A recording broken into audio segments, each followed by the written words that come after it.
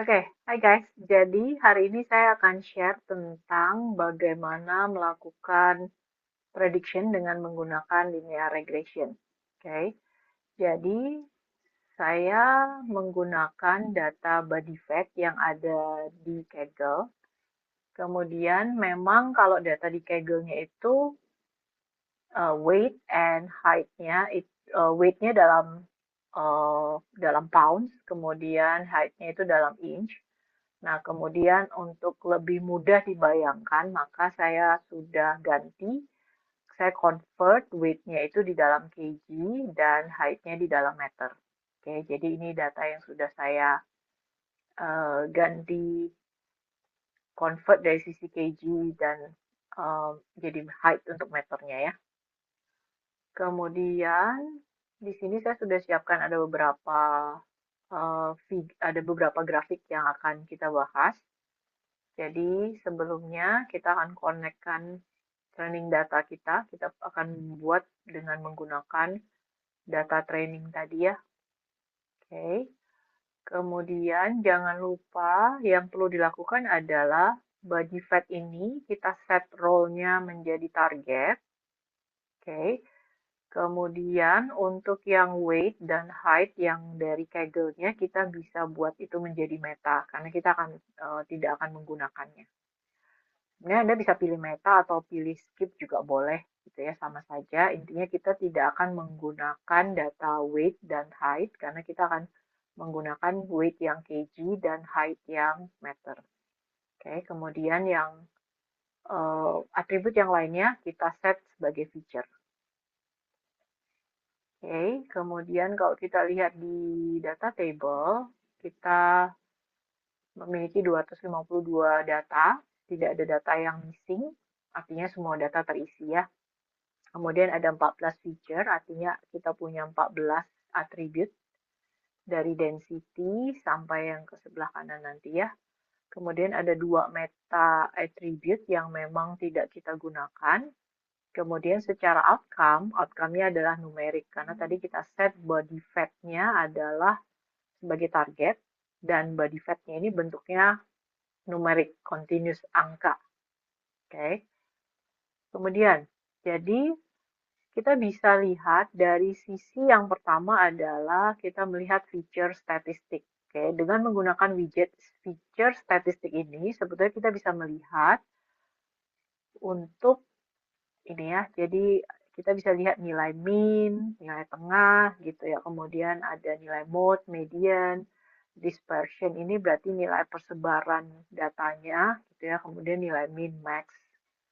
Kemudian kalau kita mau lihat nanti misalnya ada data yang hilang dari atribut tersebut, kita juga bisa lihat di sini.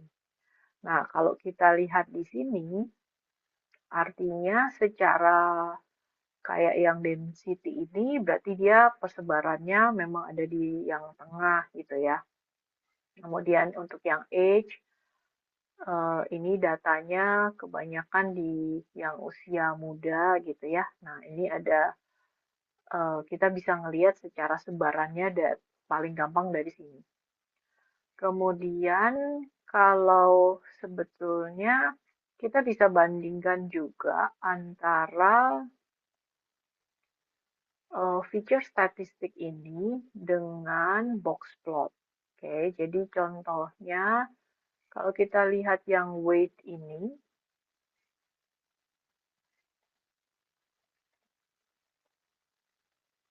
oke, yang weight ini kita lihat dia eh bentar, sorry ini belum keganti. Kita ini ya yang weight kg. Oke. Kalau kita lihat nilai tengahnya itu ini sorry nilai mediannya itu ada di 80,059 itu ditunjukkan dari box plot ini ya yang warna kuning ini adalah nilai mediannya sedangkan nilai minnya itu yang 81,157 yang ini. Oke, kemudian kalau yang plus minus 13 ini berarti menunjukkan data standar deviasinya ya, sebaran kanan kirinya seperti apa. Nah, jadi di sini kita bisa lihat dari box plot ini apakah nilai min dan median kita itu berdekatan atau sangat jauh. Jadi kalau misalnya data kita variasinya terlalu besar atau kita punya data-data yang outlier gitu ya, maka nilai min-nya jadi kurang baik ya kalau kita punya data yang outlier. Misalnya kalau di sini tiba-tiba kita punya yang berat badannya 100, ini kan minimal 53, maksimum 164 gitu ya. Berarti dia ada rata-rata memang 81. Tapi kalau misalnya kita punya data yang max-nya itu ada di 300 kilo gitu misalnya, yang bener-bener yang pencilan gitu ya, outlier kita bilang. Nah, maka data min itu nggak bisa dipakai karena artinya nilai rata-ratanya jadi kacau ya kalau ada data-data yang outlier tadi. Nah, makanya kenapa di sini di box plot dan feature statistik ini kita bisa lihat dari sisi min dan median, yaitu apakah berdekatan atau tidak. Kemudian kita bisa lihat rentang standar deviation-nya dari ini. Oke, itu untuk feature statistik dan box plot. Kemudian kita juga bisa melihat dari sisi mosaik. Mosaik ini kita bisa melihat langsung em, perbandingan antara age dengan body fat-nya. Jadi misalnya kita bisa lihat yang bawah ini sumbu X-nya adalah age, umur gitu ya. Jadi kita bisa lihat ternyata yang umurnya kurang dari 35, eh, 35,5 tahun, oke, paling banyak itu body fat-nya memang di bawah 12,45. Oke, jadi kalau misalnya kita lihat dari gambar ini, kita langsung bisa dapat gambaran gitu ya. Oh, ternyata yang body fat-nya lebih rendah itu memang yang umurnya di bawah 35,5 gitu ya.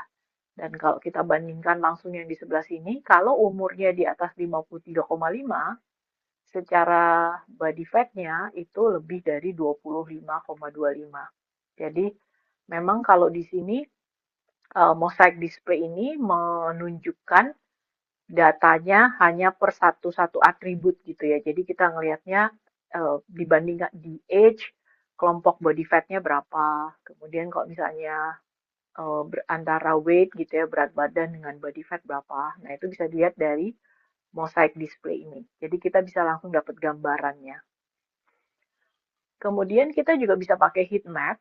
Nah, kalau yang mosaic tadi kan satu-satu ya, maksudnya satu atribut, satu independen, kemudian satu dibandingkan dengan nilai Y-nya, jadi hanya satu banding satu. Nah, kalau di heat map ini kita bisa melihat keseluruhan atribut gitu ya, dari density sampai risk dibandingkan dengan body fat-nya. Oke, jadi heat map ini untuk melihat sebaran data, tapi kita bisa melihatnya dari sisi warnanya. Oke, jadi kalau kita lihat dari warnanya gitu ya, jadi semakin kecil angkanya itu warnanya biru. Semakin tinggi angkanya warnanya akan kuning. Oke. Nah, jadi nanti dari sini kita bisa ngelihat nih, misalnya kalau ternyata yang kalau kayak ini ya yang body fat 40,1 nih yang warnanya kuning berarti kan dia cukup tinggi body fatnya ya. Nah, ternyata body fat ini dipengaruhi, jadi kalau di sini kuning, kita lihat lagi nih, apa sih yang kuning juga gitu ya.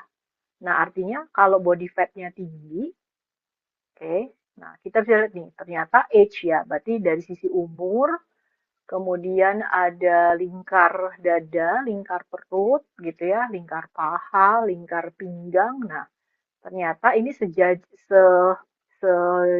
sejajar gitu ya. Jadi kalau kalau atribut-atribut yang ini warnanya kuning, artinya dia meningkat, body fat-nya juga meningkat. Oke. Sedangkan ini kebalikannya ya. Jadi sebaliknya kalau density-nya semakin kecil angkanya, oke, berarti ini berbanding terbalik gitu ya. Nah, jadi dari heat map ini kita langsung bisa dapat gambaran gitu ya, kira-kira atribut mana yang memang berbanding lurus, berbanding positif gitu ya. Jadi kalau naik, kalau atribut yang ini naik, body fatnya juga naik. Atau kalau yang biru artinya dia berbanding negatif ya. Jadi kalau eh, dia semakin kecil gitu ya, berarti body fatnya semakin naik. Nah, ini jadi menunjukkan antara mana atribut yang memang memberikan positif attribute atau yang negatif attribute. Oke, okay. Nah kemudian selanjutnya kita bisa melihat juga dari sisi scatter plot, diagram scatter plot ini.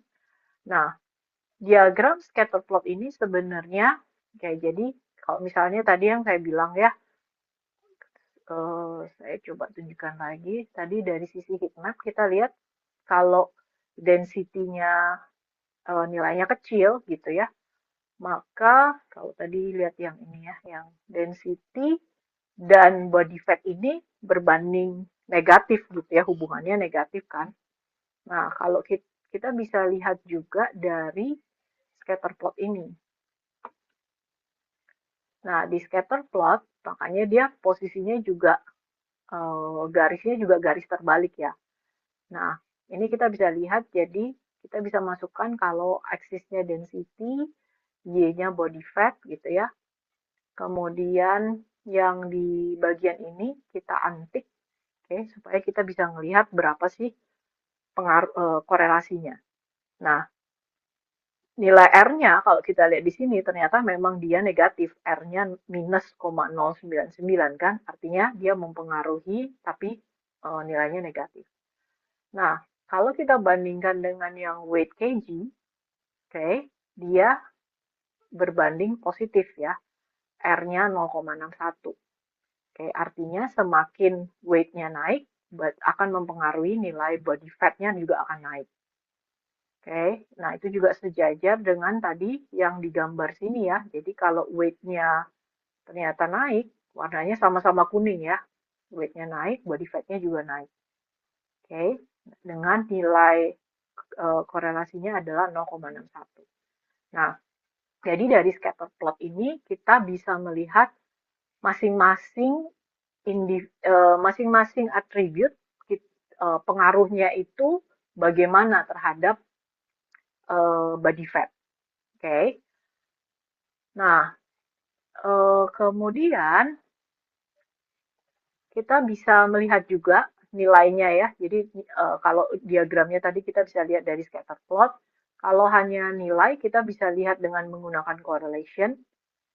Nih, jadi misalnya body fat dibandingkan density, abdomen dibandingkan dengan body fat gitu ya. Jadi kalau yang minus ini artinya dia berbanding negatif, kalau yang eh, hijau plus ini artinya dia berbanding positif ya. Ini bisa dilihat dari sini.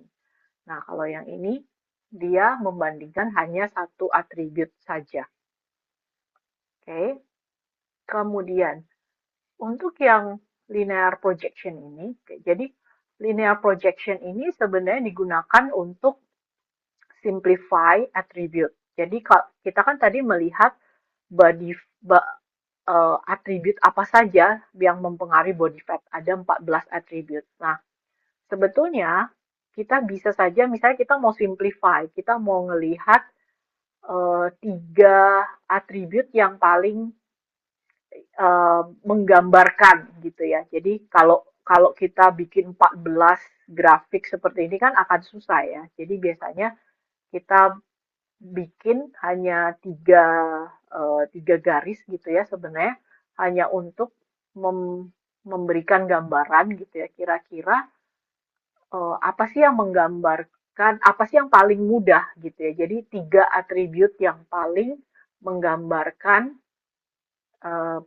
nilai body fat tadi. Oke, nah jadi orange ini bisa membantu kita gitu ya kita bisa lihat oh ternyata kalau kita mau lihat tiga atribut yang paling mudah untuk menggambarkan body fat, yang paling mempengaruhi itu adalah wrist, abdomen, dan weight. Jadi lingkar tangan gitu ya, lingkar tangan, kemudian perut dan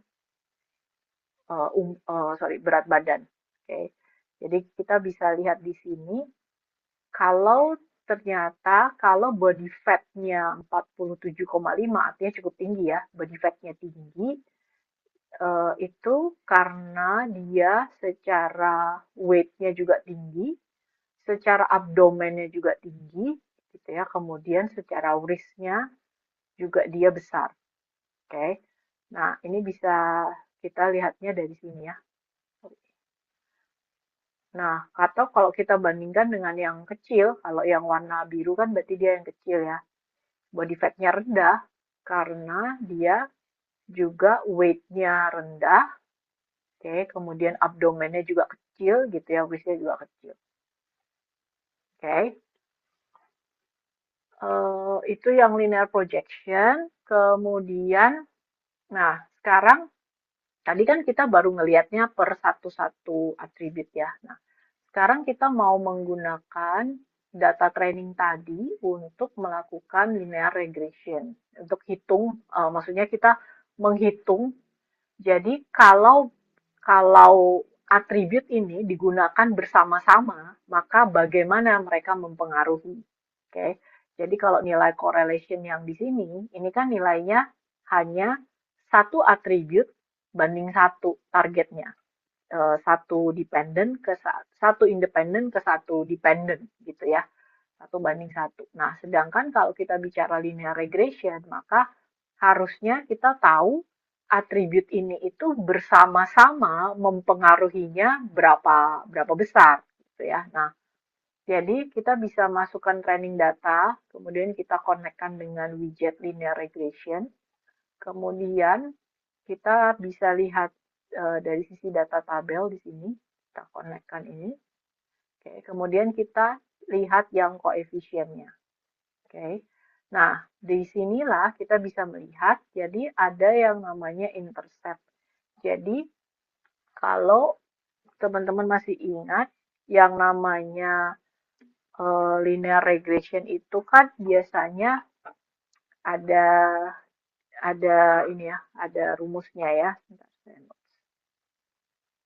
Rumusnya kan biasanya ada A gitu ya, kemudian B kali Y, B kali X gitu ya, sama dengan Y. Ini kan,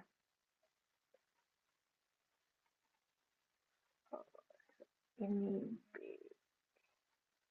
kali X sama dengan Y gitu ya. Atau kalau misalnya ininya banyak, berarti A ditambah B1X1 ditambah B2X2 gitu ya, dan seterusnya sama dengan Y. Oke, jadi Y-nya ini adalah body fat-nya. Kemudian yang ini adalah X1, X2, dan selanjutnya ini adalah atribut-atribut yang lain. Jadi misalnya ini density, kemudian ini misalnya age gitu ya. Nah, nilai A ini adalah nilai intercept-nya. Atau sometimes kita bilang sebagai konstanta gitu ya. Nah, ini nilai intercept-nya adalah 450. Kemudian kalau kita lihat tadi, density-nya nilainya negatif ya. Artinya kalau secara rumus kita tuliskannya seperti ini. 450,013 minus 411,238 dikali dengan nilai density, kemudian ditambah dengan 0,013 dengan nilai H, dan seterusnya. Sama dengan adalah nilai body fat.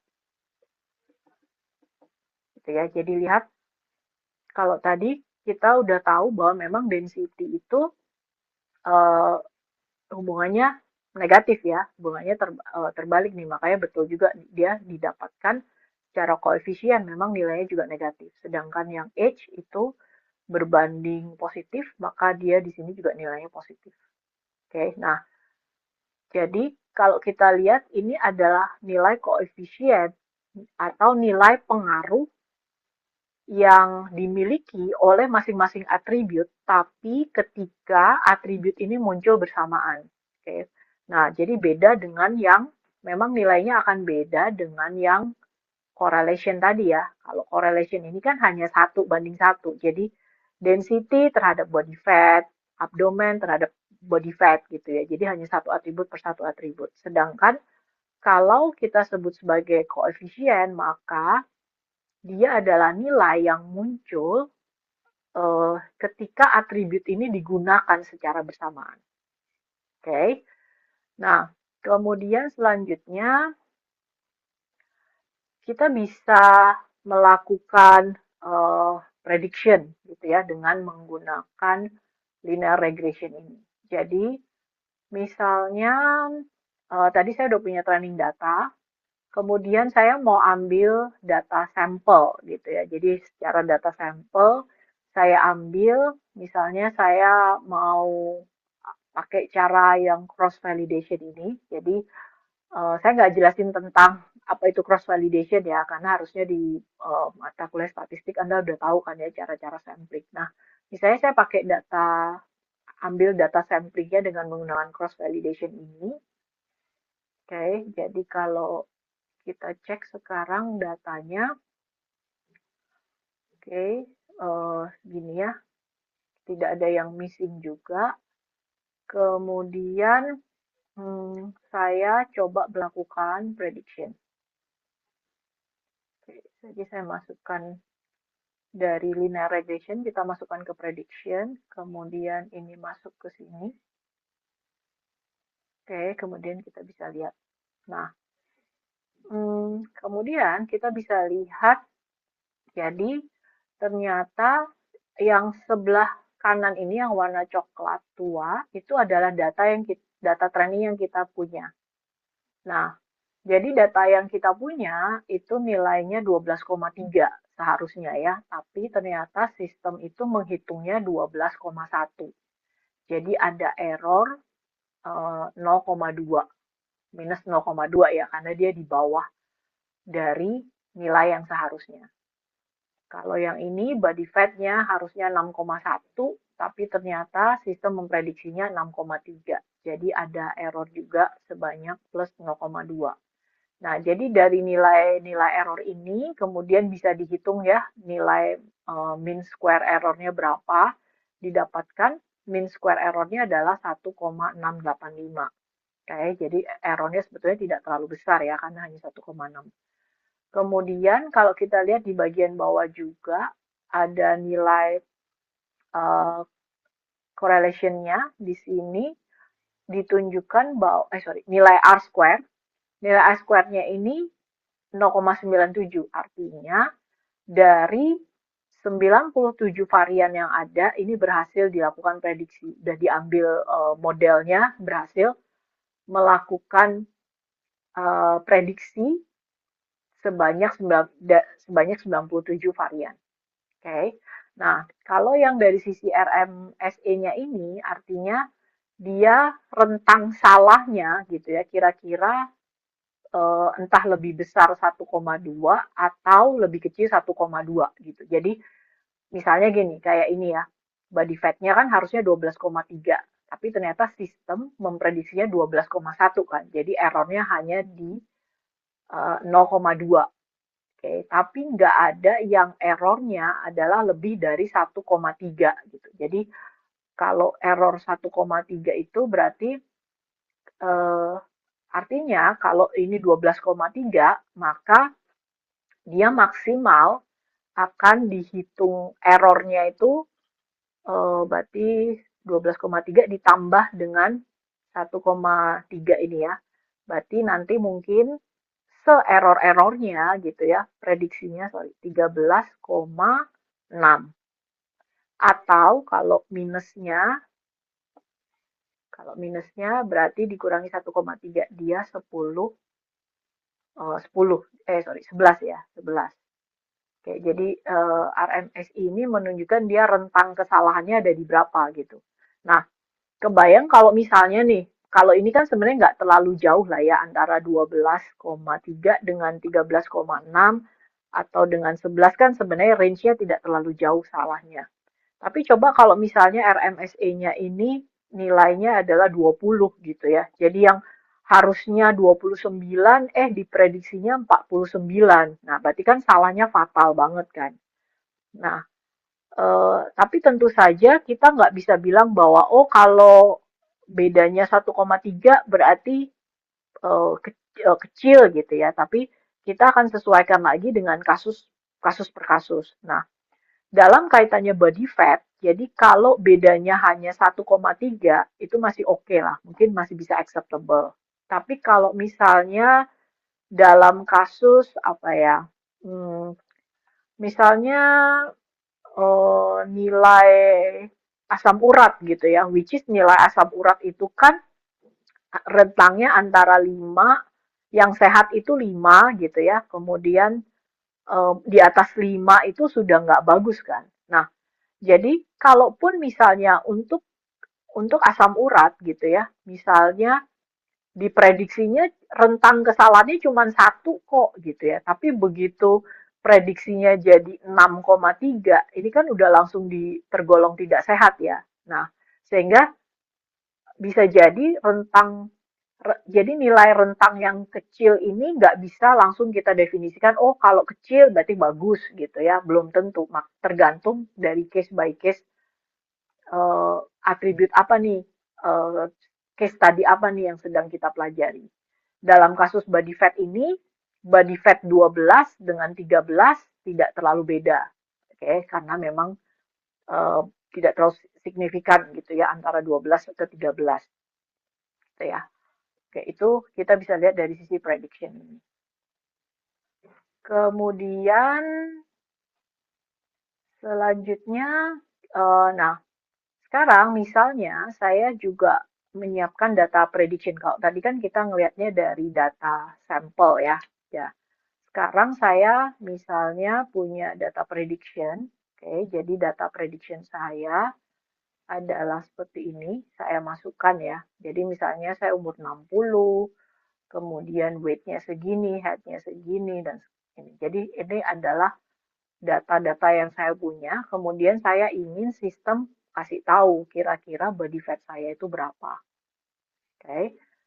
Kemudian ini ya, jadi saya ingin kasih tahu nih sistem kira-kira tuh body fat saya berapa sih. Kemudian saya bisa konekkan lagi, saya bisa menggunakan prediction. Oke, ya, jadi kita tetap menggunakan data training yang sama, makanya ini kita connect ke sini. Oke, kemudian ini kita connect ke sini. Oke, kemudian kita bisa lihat, nah, ternyata secara eh, sistem itu memprediksi data body fat-nya adalah 12. Oke, dari mana angka 12? Nah, ini dihitungnya dari yang si koefisien ini tadi ya, maka akan dimasukkan. Jadi 450 dikurangi dengan 411 dikali dengan density gitu ya. Kemudian ini H-nya 0,12 dikali dengan H gitu ya dan seterusnya. Didapatkan nilai prediction-nya adalah 12. Nah, di sini memang errornya nggak ketemu berapa karena kan memang di data saya memang saya nggak tahu. Saya nggak tahu nih body fat saya tuh sekarang berapa gitu. That's why sistem tidak menunjukkan error, nggak bisa ngitung errornya berapa. Oke, karena memang dari awal saya juga nggak tahu gitu ya. Jadi ini hanya digunakan untuk memprediksi kira-kira kalau saya punya data seperti ini maka body fat saya berapa. Oke, nah itu yang kita pelajari mengenai linear regression. Jadi dari linear regression ini kita bisa mengetahui gitu ya atribut mana yang punya pengaruh besar, lalu pengaruhnya apakah positif atau negatif.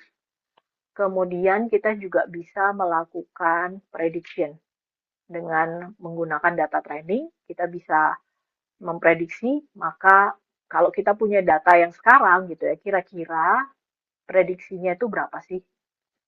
Oke, Oke, silakan mencoba dengan data kalian masing-masing.